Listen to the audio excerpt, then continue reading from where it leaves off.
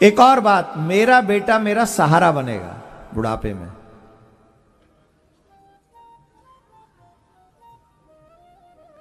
सहारे के लिए फिर बीमार पड़ना पड़ेगा। और ये मांग क्यों है कि मुझे सहारा चाहिए? एक बार फिर मांगो भगवान से यही कि मुझे ऐसा जीवन मत देना कि बुढ़ापे में मुझे किसी के सहारे की आवश्यकता पड़े। मुझे ऐसा जीवन देना कि मैं जीवन भर दूसरों का सहारा बनूं, मुझे सहारे की आवश्यकता ना हो। इस भाव से आप जीवन जियो, निश्चित तौर पे आपका कल्याण होगा। कोई रोक नहीं सकता आपके कल्याण से। पर एक बात है, चोरई चांदनी रात न भावा। चोर को चांदनी रात अच्छी नहीं लगती, वैसे ही कुछ चाहने वाले व्यक्ति को ज्ञान अच्छा नहीं लगता। आत्मदेव ने कहा, महाराज आप जो कह रहे हो वो सब सही है, पर चाहिए तो पुत्र ही। संत ने एक फल लिया और कहा, ये फल ले जा अपनी पत्नी को खिला देना और उसको कहना कुछ मर्यादा का पालन करे। सत्यम शौचम दया दानम एकम भक्तुत भोजनम वर्षावध स्त्रीय कार्यम तेन पुत्र इति निर्मला।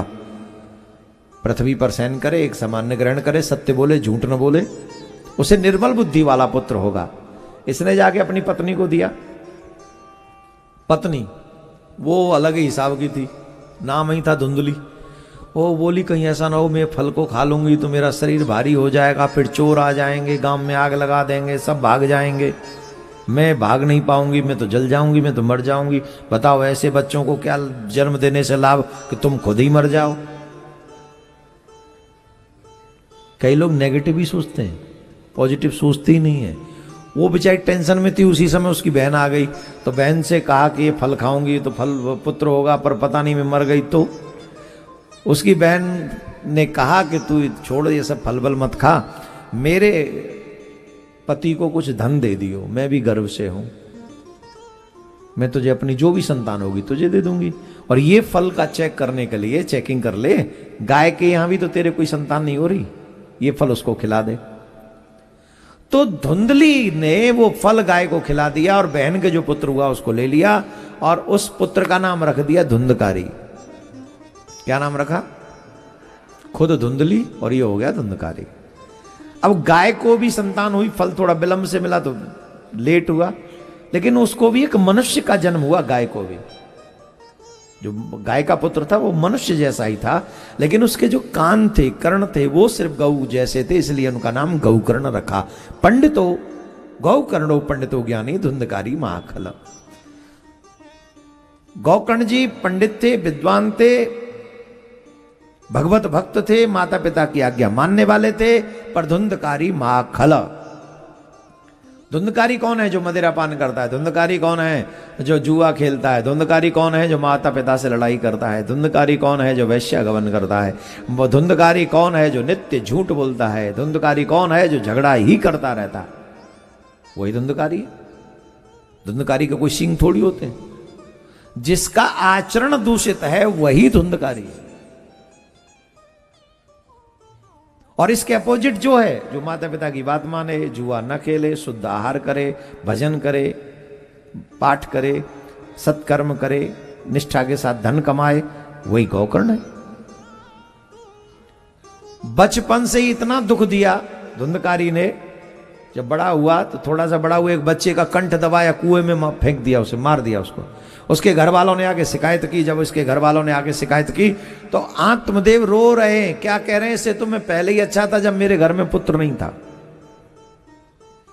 इसी को कहते नानक दुखिया सब संसार, सोई सुखी जिन नाम आधार। संसार में सब दुखी हैं, जिन्होंने नाम नहीं जपा वो दुखी ही रहने वाले हैं, चाहे पुत्र एक नहीं 1000 हों। धृतराष्ट्र के कितने पुत्र थे? जोर से बोलो। सुखी हुए। कुंती के कितने थे? दुखी हुई, वो सुखी थी। पुत्र हो ना हो, तुम्हारे कर्म ही तुम्हें सुख दुख देंगे। रो रहे थे, आत्मदेव रो रहे थे कि मेरे घर में ये पुत्र कहां से आ गया। तो जब आत्मदेव रोने लगे तो गौकर्ण जी महाराज ने उनको देखा, पूछा क्यों रोते हो? तो उन्होंने बताया तेरे भाई के कर्म के कारण मैं बहुत दुखी हूं। बोले भाई के कर्म के कारण नहीं, अपने मोह के कारण आप दुखी हो। आपका मोह है ना, मेरा पुत्र, मेरा ये, इसको छोड़ो। देहिस्तमा सरोधरे अभिवेत त्वजत्वम जाया सुता दिशु सदा ममताम विमुच्चा। ये जो ममता है तुम्हारी, इससे मुक्ति पाओ।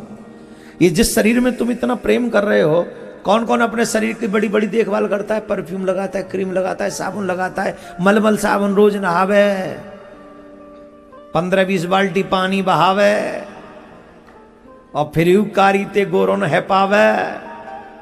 कौन है इतना शरीर पे ध्यान लगावे, बताओ? कुछ हुआ?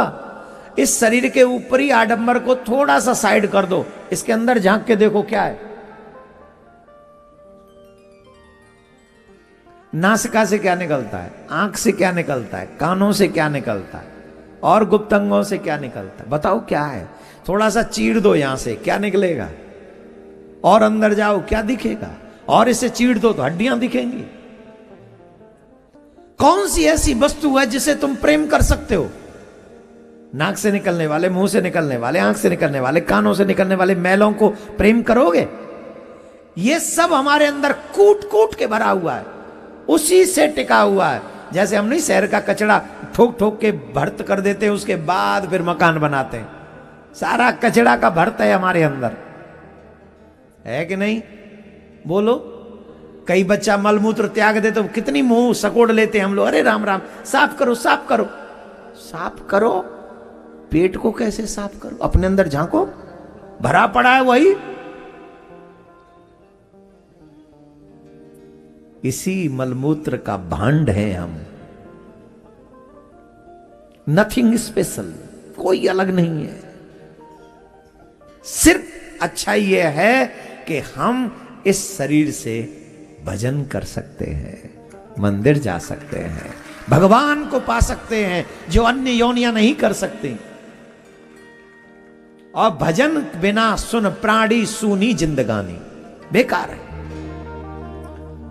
पिताजी, धर्म भजसु सततम त्यज लोक धर्मान सेवस्व साधु पुरुषान जय काम तृष्णाम अन्यस्य दोष गुण चिंतनमासु मुक्तवा सेवा कथा रसमहो नितराम पिबत्वम। पिताजी, निष्काम भक्ति करो, भगवान का भजन करो, भगवान की कथाएं सुनो, इसी में सहज कल्याण हो जाएगा। इस संसार में आपका कुछ नहीं है, मेरा मेरा छोड़ दो सोचना। अब देखो, गोकर्ण जी की बात सुनी और उन्होंने घर छोड़ दिया, उनका कल्याण हो गया।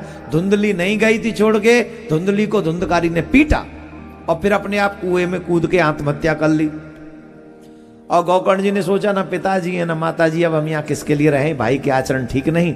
तो गोकर्ण जी तीर्थ यात्रा करने निकल गए और धुंधकारी को लगा कि अब तो घर में कोई है ही नहीं। पापी आदमी हमेशा चाहता है फ्रीडम मिले, घर में कोई और नहीं रहे, फिर अपना मोबाइल हो, अपने फ्रेंड्स हो, अपना जैसे जो समझ गए? हाँ या ना? पापी आदमी अकेला रहना चाहता है, फ्रीडम, कोई रोक टोक वाला नहीं होना चाहिए।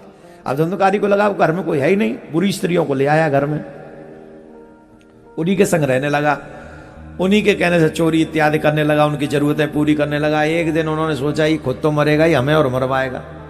तो सो रहा था चारपाई पे, झट सुला दिया इकट्ठा ही, बांध बूंद के लेके लकड़ी। अब हम ब्रजवासी हैं, शॉर्टकट तो ऐसे ही होगी हम पे। आपको 5 बजे तक कथा पूरी करनी है तो शॉर्टकट कहां से करें, ऐसी होगी।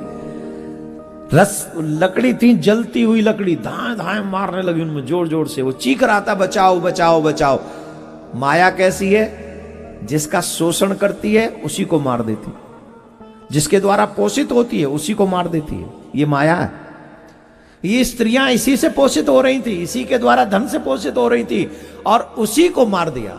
जब चीख रहा था बचाओ बचाओ, जलती हुई लकड़ी उसके मुख में डाल दी, जिससे उसका प्राणांत हो गया। वो मरने के बाद में प्रेत बना। गोकर्ण जी महाराज ने जाके उनके नाम से खूब अच्छा गया में पिंडदान किया, तब भी मुक्ति नहीं हुई। तब सूर्य भगवान के कहने पर उन्होंने श्रीमद् भागवत कथा रखी और श्रीमद् भागवत 7 दिन, एक बांस था वहां, उसमें 7 गांठ थी, उस बांस में आके, बांस समझ गए आप?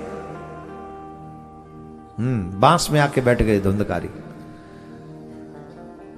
पहले दिन पहली गांठ फट गई, दूसरी, तीसरी, चौथी, पांचवी, छठवीं, और जैसे ही 7वां दिन हुआ वो बांस के 2 पल्ले हुए और उसमें से एक दिव्य पुरुष प्रकट हुआ और आकाश से विमान आया। पूछा तुम कौन हो? बोले मैं धुंधकारी हूं। तुम्हारी ये गति, तुम तो प्रेत बन गए थे। बोले भागवत कथा सुनने के बाद मेरा कल्याण हो गया, मेरी सदगति हो गई।